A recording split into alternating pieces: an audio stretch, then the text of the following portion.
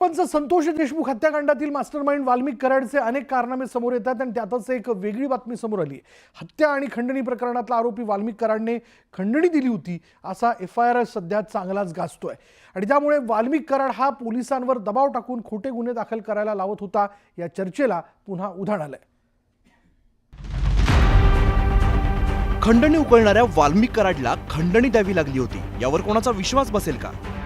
पण ही एफआयआर बघा, यात एकापेक्षा एक धक्कादायक बाबी पाहायला मिळतात। वाल्मिक कराड याने स्वसंरक्षणासाठी खंडणी दिल्याचं पोलीस तक्रारीत नमूद करण्यात आलं। शिवराज बांगर याने वाल्मिक कराड याच्याकडून 15 लाखांची खंडणी वसूल केली असं धनंजय मुंडे यांच्या जगमित्र कार्यालयातील गणेश उगले याने फिर्यादीमध्ये म्हटलंय। मात्र शिवराज बांगर यांना अडकवण्यासाठी वाल्मिक कराड आणि त्याच्या टोळीने कट रचल्याचा आरोप जितेंद्र आव्हाडांनी केला। शिवराज बांगर ऊसतोड कामगारांच्या हक्कासाठी लढतोय, भगवानगडाच्या पायथ्याला ऊसतोड कामगारांचा मेळावा घेतोय, वंजारी समाजातील हा पोरगा पुढे जड जाणार, हा वेगळं राजकीय अस्तित्व निर्माण करतोय म्हणून त्याला आणि त्याच्या कुटुंबाला धनंजय मुंडे आणि वाल्मिक कराडने 5 वर्ष प्रचंड छळलंय असं ट्विट करत जितेंद्र आव्हाडांनी गंभीर आरोप केलाय। जितेंद्र आव्हाड यांच्याप्रमाणेच अंजली दमानी यांनीही वाल्मिक कराडने खंडणी दिल्याच्या एफआयआर वरती शंका उपस्थित केली। कराडला कोणी धमकी देऊ शकतं हे माझ्या बुद्धीला पटत नाही असं ट्विट अंजली दमानिया यांनी केलं। बीड जिल्ह्यात पोलीस स्टेशन पॉलिटिक्स मोठ्या प्रमाणात चालतं। ही चर्चा अनेक वर्षांपासून होती।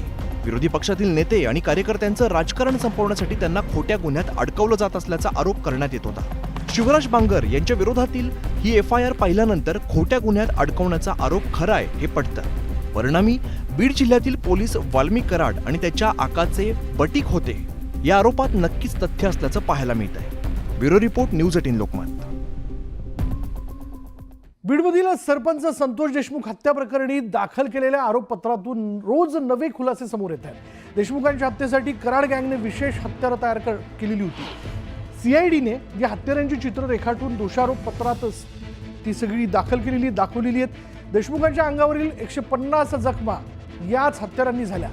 गॅसच्या पाईपला वळवून मूठ तयार केली होती, लोखंडी पाईपला क्लच वायर लावलेले होते। नराधामांनी याच हत्यारांनी देशमुखांना मारहाण केली होती आणि कराड गँगने बनवलेल्या हत्यारांमुळे मृत्यू होतो का याचा 3 डॉक्टरांच्या वैद्यकीय पथकाने दिलेला अहवाल देखील सीआयडीने दोषारोप पत्रात जोडलाय आणि हत्यारांनी मृत्यू होऊ शकतो असं डॉक्टरांनी या अहवालात म्हटलंय।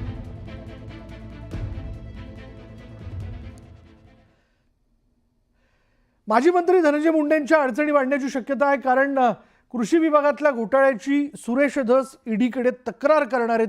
धनंजय मुंडे आणि वाल्मिक कराडनं कृषी विभागाचे 200 कोटी रुपये उचलले असा आरोप जो आहे तो धसांनी केला होता। तसंच वाल्मिक कराडच्या संपत्ती संदर्भातही सुरेश धस ईडीकडे तक्रार करणार आहेत। तक्रार करण्यासाठी माहिती गोळा करण्याचं काम सुरू असल्याची माहिती मिळते। 2 दिवसात सुरेश धस ईडीकडे तक्रार करतील।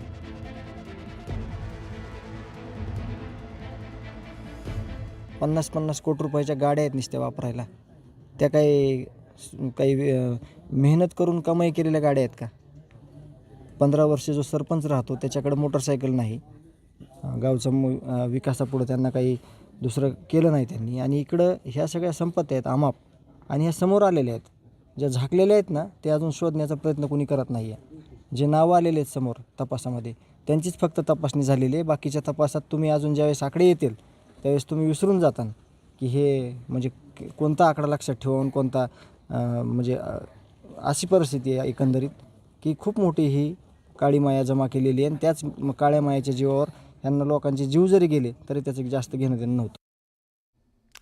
पुण्यात गुन्हेगारांवर पोलिसांचा वचक राहिलाय का असा सवाल पुन्हा एकदा उपस्थित झालाय।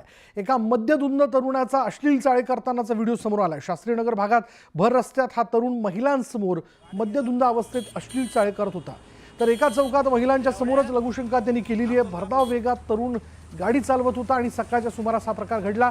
अश्लील चाळे करणाऱ्यांची ओळख पटली असून लघुशंका अश्लील कृत्य केल्याप्रकरणी गौरव आहुजा आणि भाग्येश निबजिया या आरोपींवर गुन्हा दाखल करण्यात आला। दोघांनाही ताब्यात घेतलं जाईल असं आश्वासन पोलिसांनी दिलंय। गौरव आहुजावर बऱ्याच केसेस असून त्याला खंडणीच्या गुन्ह्यात 1.5 महिन्यांपूर्वी अटक करण्यात आली होती। सकाळी 7:30 वाजण्याच्या सुमारास पोलीस स्टेशन येरवडा हद्दीतील शास्त्रीनगर चौक या ठिकाणी एक तरुण आपल्या 4 चाकी गाडीतून येऊन उजव्या बाजूचा दरवाजा उघडून त्यातून उतरून लघुशंका करताना आढळून आलेला आहे। त्याचप्रमाणे काही अश्लील शब्द आणि अश्लाघ्य वर्तन करताना आढळून आलेला आहे। सदरची क्लिप आहे ती प्रसारमाध्यमांवर व्हायरल झाल्यानंतर पोलिसांना त्याबाबतची माहिती समजलेली आहे. CCTV फुटेजच्या आधारे आपण संबंधितचे नाव निष्पन्न केलेले आहे आणि त्या अनुषंगानं पोलीस स्टेशन येरवडा या ठिकाणी गुन्हा दाखल करण्याची प्रक्रिया चालू आहे. भर चौकात सरकार पूर्णपणे कठोर कारवाई करेल. अशा म्हणजे नालायक लोकांना, अशा म्हणजे ज्यांना खऱ्या अर्थाने जे समाजाला लज्जा येईल अशा प्रकारचं कृत्य करत असतील त्यांना सरकार, पोलीस सोडणार नाहीत. कुणाला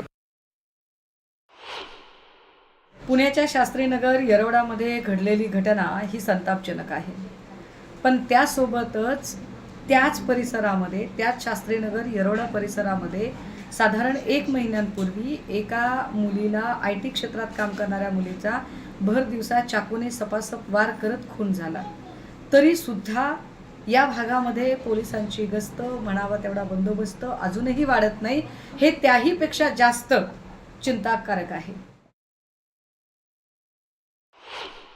महिलांच्या समोर लघुशंका करताना चित्र हे पुणेकराला चांगलं नाही.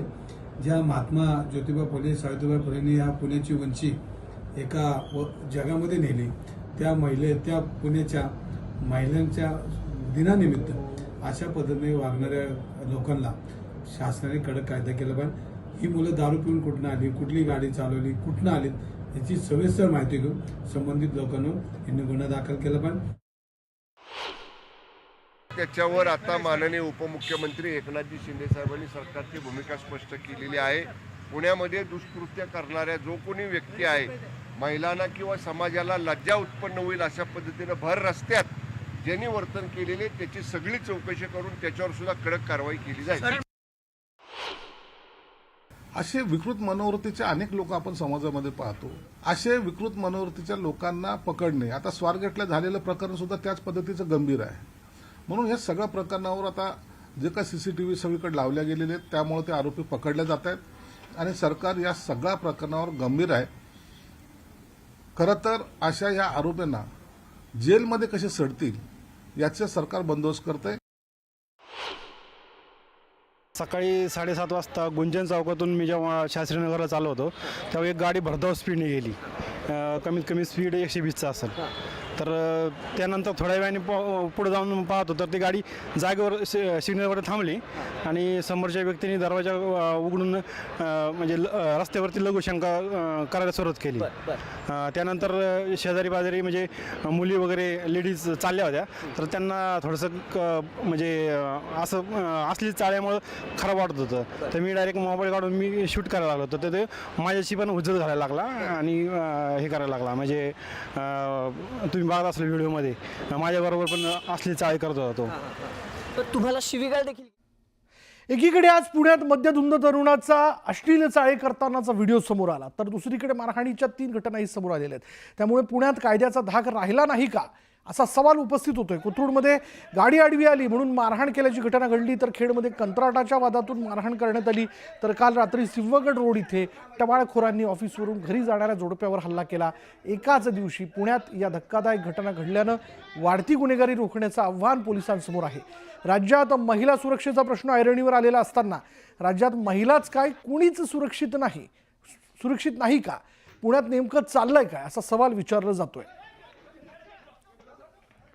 ज्या युवकांना मारहाण केली आणि त्यांच्या नाकाचं हाड तुटून सुद्धा बरगडीला मार लागून सुद्धा पोलिसांनी कुठलीही कारवाई करताना दिसली नाही.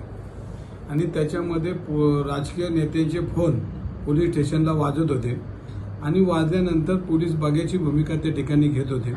काल पोलीस आयुक्तांशी बोलणं झाल्यानंतर पोलीस आयुक्तांनी आदेश दिले आणि संबंधित लोकांवर रात्री गुन्हा दाखल केला.